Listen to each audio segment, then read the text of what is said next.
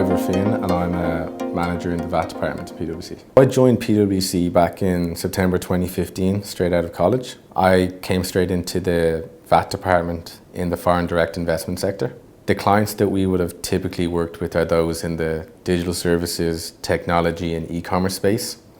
And then an opportunity came up to do the same thing in PwC San Francisco.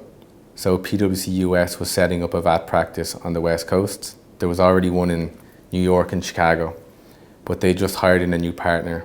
I was given the opportunity to work with him in terms of building up the PwC US VAT practice on the West. That was a very different experience than what I'd had to date with PwC Ireland. Working here with an established VAT team of 50 or so people, strong client base, tons of work, to going over there, a country which doesn't have VAT, working with just one partner, with no clients and no recurring work.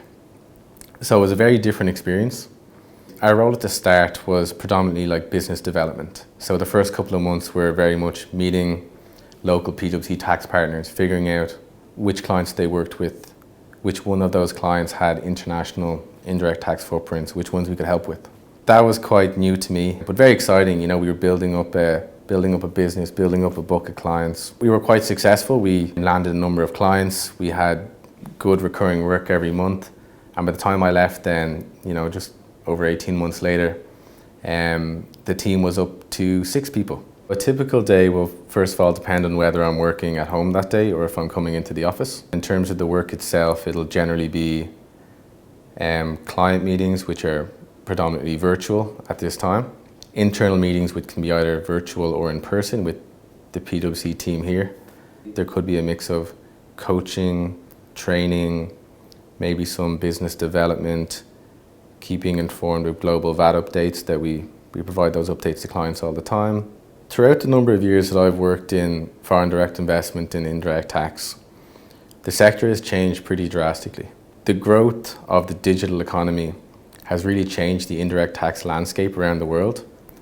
And I think that's only been accelerated by the pandemic, moving businesses online. Every other day now we're seeing countries come online with new indirect tax rules, taxing non-resident suppliers of digital services, introducing rules to make a marketplace or intermediary liable for the taxes of underlying sellers, bringing in rules for electronic invoicing, e-reporting, real-time reporting.